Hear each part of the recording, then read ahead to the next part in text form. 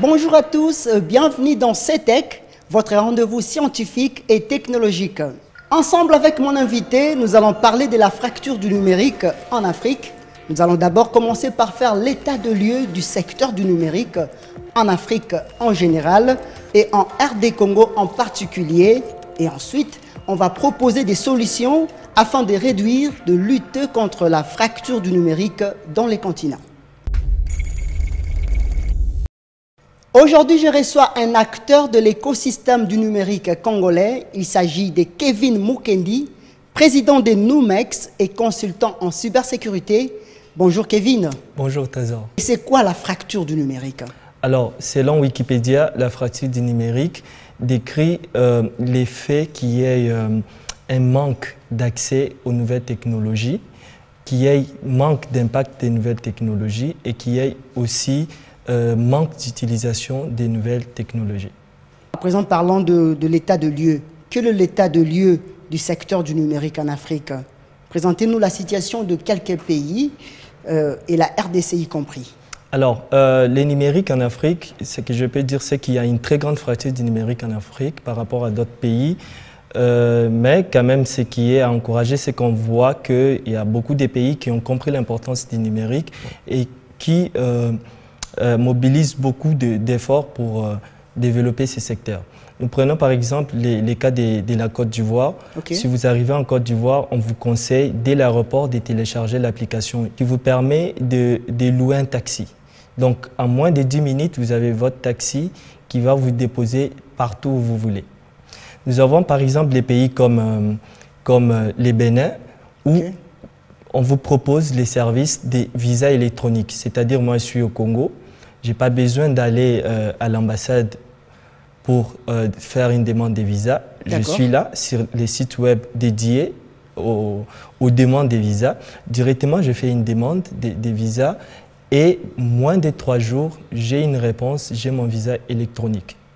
Il y a aussi le Nigeria qui avance beaucoup. D'ailleurs, ils ont lancé la première monnaie électronique en Afrique, Inaera. Oui, nous avons également les Kenyans qui sont très forts dans les solutions FinTech qui permettent à la population de faire des transactions bancaires sans toutefois avoir des comptes bancaires. Et parlons de la RDC. Pour ce qui est de la RDC, nous pouvons dire aussi qu'il y a des avancées par rapport à d'autres années, même si nous sommes vraiment beaucoup en retard. Par exemple, en termes de connectivité, sur 100% des Congolais, seulement 17,6% des Congolais ont accès à l'Internet. Donc vous pouvez vous imaginer que plus de 80 millions de Congolais ne vont jamais sur Facebook, ne vont jamais sur Google, ne vont jamais sur WhatsApp. Et aussi, plus de 60% des Congolais n'ont jamais effectué un appel téléphonique. Il y a beaucoup de choses à faire au Congo, mais nous encourageons en tout cas certaines avancées. Nous avons, il y a plus d'une année, connu les lancements, l'ouverture du ministère du numérique, c'est que nous appuyons. Et aussi, nous avons des entrepreneurs qui proposent des solutions numériques. Avec un taux d'accès de 17% seulement de personnes qui ont l'accès en Internet, c'est vraiment trop faible, n'est-ce pas? Oui, c'est vraiment très très faible parce que la RDC est comme un pays continent. Et vous imaginez que seuls 17,6% des personnes vont sur Internet. Cela veut dire qu'il y a des gens, par exemple, au fin fond des Kasumbalesa, qui ne vont jamais sur Internet. Soit parce qu'ils n'ont pas de téléphone, soit parce qu'il n'y a pas accès à l'Internet dans la zone où ils se trouvent, ou soit parce qu'ils ne connaissent pas vraiment l'importance de l'Internet. Et du coup, cela empêche en tout cas les personnes qui veulent entreprendre dans ces domaines. Imaginez, vous créez une application qui permet de faire les suivis de votre enfant qui étudie quelque part. Mais si vous ne connaissez pas l'importance de l'Internet, si vous n'avez pas un téléphone, comment vous allez les faire? Lorsqu'on parle même de ces 17%, la plupart sont dans des grandes villes, Kinshasa, Goma, Lubumbashi, Matadi. Il y en a qui sont dans les fins fonds qui n'ont même pas 2G. Nous avons 4G, nous nous plaignons, mais imaginez les gens qui sont au fin fond des locataires, mais qui n'ont même pas 2G. Alors, quelles sont les propositions que vous proposez en tant qu'acteur dans le secteur? Alors, afin de réduire la fracture du numérique dans le pays? Parmi les solutions, par exemple, ici au Congo, ce que je proposerais, c'est l'implémentation des réseaux communautaires. C'est-à-dire, vous mettez en place un point d'accès où les gens vont se connecter gratuitement. C'est comme les cas à l'aéroport international d'Indjili. Nous avons maintenant un réseau Wi-Fi gratuit à Kitambo Magasin, à Linikin, dans d'autres universités publiques, il y a des Wi-Fi gratuits. Et nous aimerions qu'on puisse faire la même chose également dans des milieux ruraux. Okay? Qu'on puisse implémenter des réseaux communautaires qui vont permettre aux gens de se connecter sur Internet, soit gratuitement, soit à moindre coût. Une autre solution serait l'éducation numérique. D'accord.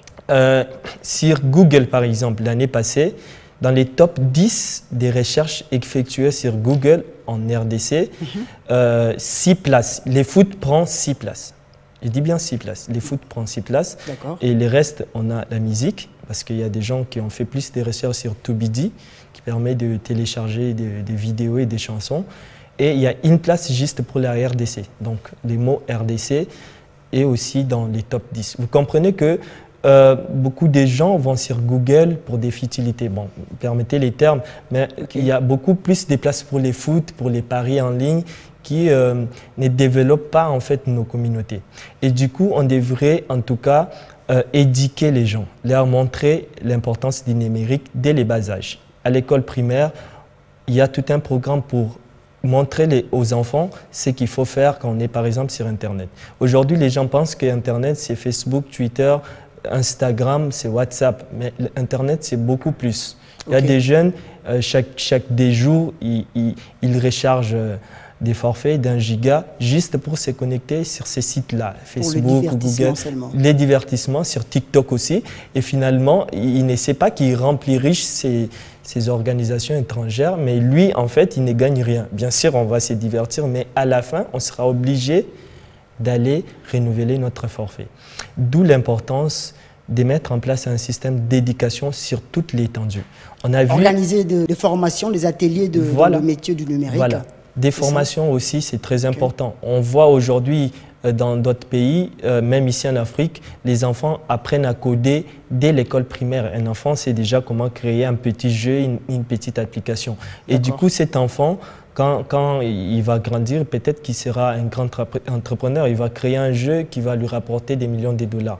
Alors, il est vraiment aujourd'hui très important qu'on insère l'éducation du numérique à l'école primaire, qu'on nous enlève les trucs de l'informatique archaïque où on vient vous apprendre la souris à l'école, les claviers, tout ça. Voilà. Alors que tout ça, on peut l'apprendre à la maison. On a des enfants de 3 ans qui savent manipuler un téléphone, il sait aller sur TikTok, il sait faire des selfies, il sait faire des choses que même des adultes ne connaissent pas. Du coup, on devrait arrêter d'enseigner à nos enfants des choses basiques qu'ils peuvent eux-mêmes apprendre et les enseigner des choses concrètes. Il y a aussi les vieux aujourd'hui qui ne savent pas utiliser les nouvelles technologies, soit parce que ce n'est pas dans leur langue. Vous voyez, une grammaire qui se retrouve là-bas au fin fond de l'Équateur, qui parle lingala, qui ne sait pas comment utiliser WhatsApp. Et du coup, il devait y avoir aussi des guides qui permettent à ces gens, des guides dans nos langues nationales, qui permettent à ces gens-là d'utiliser les numériques pleinement. Une autre solution serait aussi de créer des incubateurs pour accompagner les jeunes porteurs des projets numériques.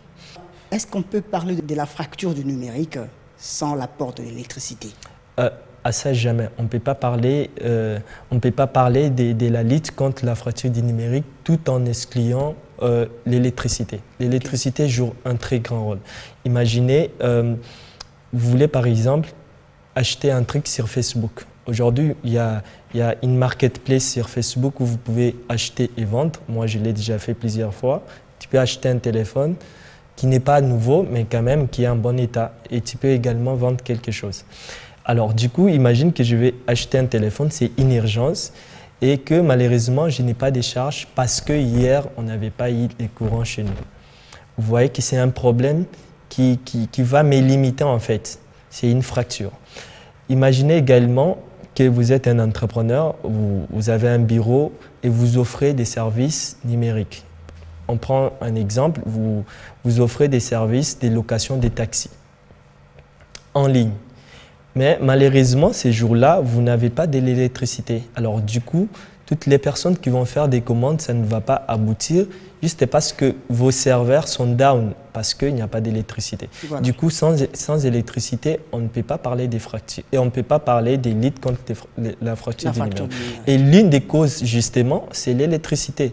Il y a des coins où on ne connaît jamais du courant stable. Voilà. Ce qui fait que vous êtes obligé d'aller laisser les téléphones à la cabine et parfois ça décourage. Avec des coupures intempestives. Voilà. Le délestage, voilà. Et ainsi de suite. Et il y a aussi des endroits où il n'y a pas de courant, ça empêche les gens, les investisseurs d'aller entreprendre, d'aller investir dans les numériques dans ces zones-là, juste parce qu'il n'y a pas de courant. Ils se disent, s'il n'y a pas de courant, je serai obligé de dépenser trop en carburant avec des groupes électrogènes, tout ça.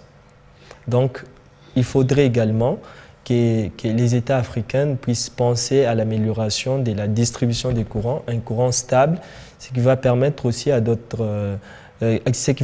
la population africaine de bien user du numérique. Votre dernier mot, s'il vous plaît. Alors, mon dernier mot, c'est que j'aimerais dire, c'est qu'aujourd'hui, les numériques facilitent notre vie quotidienne. Alors, les numériques aujourd'hui prend une très grande place dans notre vie et on ne peut pas les réunir. Et du coup, ce que moi j'aimerais dire au gouvernement, c'est de ménager beaucoup d'efforts pour pouvoir développer ces secteurs. Entre autres, mettre en place des fonds spéciaux pour accompagner les jeunes qui veulent investir dans ces domaines, mais aussi encourager en tout cas l'investissement dans ces domaines, améliorer les climats d'affaires. Et pourquoi pas aller signer des partenariats avec des grosses boîtes comme Facebook, Google. On a vu Google s'est implémenté au Ghana, oui. Pourquoi pas ici en RDC? Nous sommes inexistants dans d'autres pays, dans d'autres plateformes sur les numériques. Par exemple, aujourd'hui, je ne peux pas recevoir de l'argent sur PayPal en RDC. Voilà. Tout justement parce que PayPal ne reconnaît pas la RDC.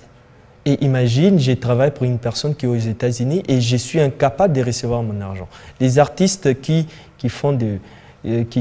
mettent leurs vidéos sur YouTube et d'autres plateformes souffrent énormément pour retirer leur argent, juste parce que PayPal, ici au Congo, ne donne pas cette possibilité-là. C'est inconcevable à l'ère du numérique. À l'ère du numérique, c'est inconcevable. Oui. Donc nous sommes inexistants pour PayPal. Et du coup, les gouvernements, à travers les ministères du numérique, devraient trouver comment résoudre cette aberration. Merci beaucoup, Monsieur Kevin Mukendi. Je rappelle que vous êtes le président de l'entreprise Numex et consultant en cybersécurité. Merci Trésor, c'est un plaisir.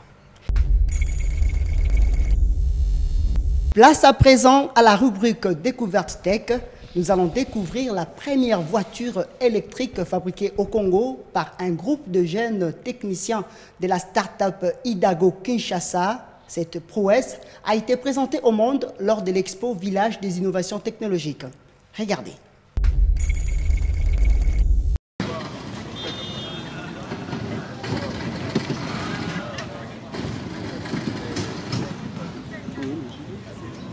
La première voiture électrique fabriquée au Congo a vu le jour.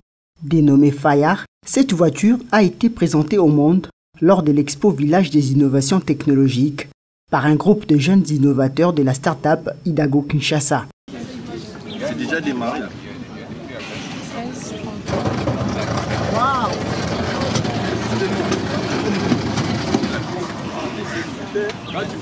Vous avez un permis de conduire là? Comme caractéristique, la voiture électrique Fayard est dotée de batteries qui fonctionnent avec une autonomie de 6 heures. Le rechargement prend jusqu'à 5 heures maximum. La voiture peut parcourir une distance de 105 km avec une vitesse de 30 km à l'heure.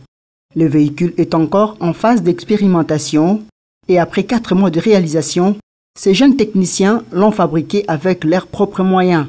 Fayard est une solution technologique innovante dans le secteur de l'automobile. Elle a reçu le premier prix de la meilleure innovation lors de l'expo Village des innovations technologiques le 31 juillet dernier à Litigombe à Kinshasa.